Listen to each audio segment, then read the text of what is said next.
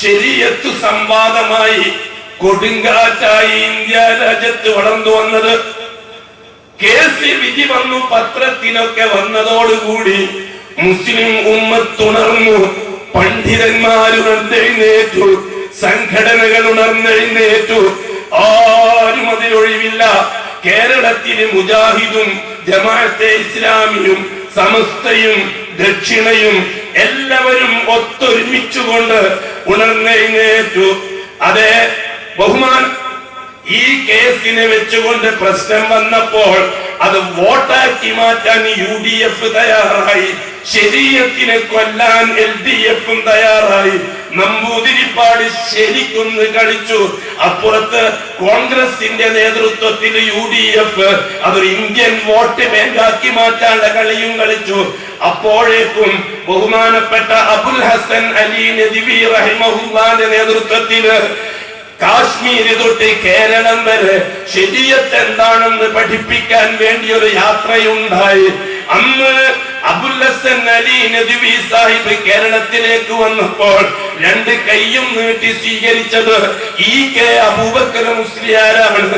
അന്ന് സമസ്ത പിളർന്നിട്ടില്ല, അന്ന് രണ്ടും കൂടി ഒന്നാണ്. അങ്ങനെ വടക്കേ ഇന്ത്യയിൽ നിന്ന് വന്ന അബുൽ ഹസൻ അലി നദ്വിയും കേരളത്തിൽ നിന്ന് EK അബൂബക്കർ മുസ്ലിയാരും ഒരുമിച്ച് സ്റ്റേജിൽ ഇരുന്നു കൊണ്ട്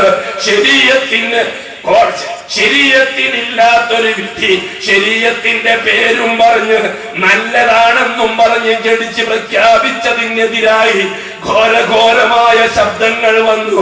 അന്ന് സജ്ജാദ് അൻസാരി കേന്ദ്രത്തിലെ മന്ത്രിയാണ്. അദ്ദേഹവും കേരളത്തിൽ അങ്ങോളം ഇങ്ങോളം കറങ്ങി.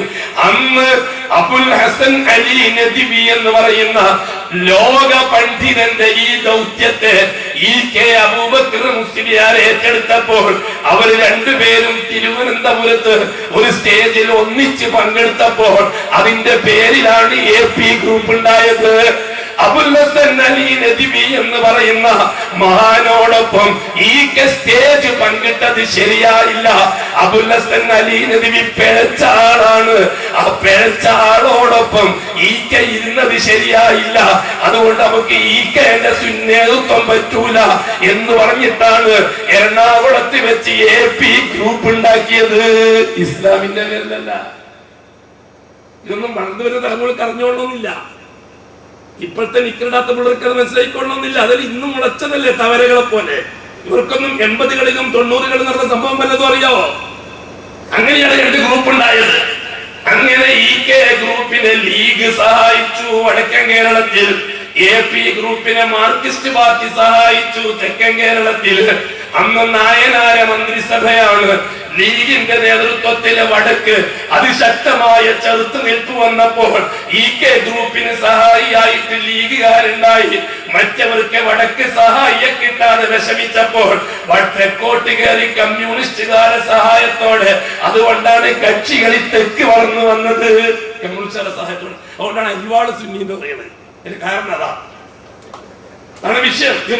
നിങ്ങൾക്കറിയാം പൊന്ന് സംഘാതിമാരെ, ചുഴലി അബ്ദുള്ള മൗലവി മലബാറുകാരനാ, തെക്കനല്ല, ട്രാവൻകൂർ ജനിച്ചോനല്ല. ചുഴലി അബ്ദുള്ള മൗലവി 37 കൊല്ലമായി പടക്കളത്തില് ആയുധം വെച്ചിട്ട് അനങ്ങാതെ കൂടേണ്ട പരിപാടിയാ.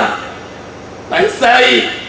1977 തുടങ്ങിയ ചുഴലി ഉമ്മത്തോട് സംസാരിക്കാൻ 1985 തിരുവനന്തപുരത്തേക്ക് വരുന്നത്.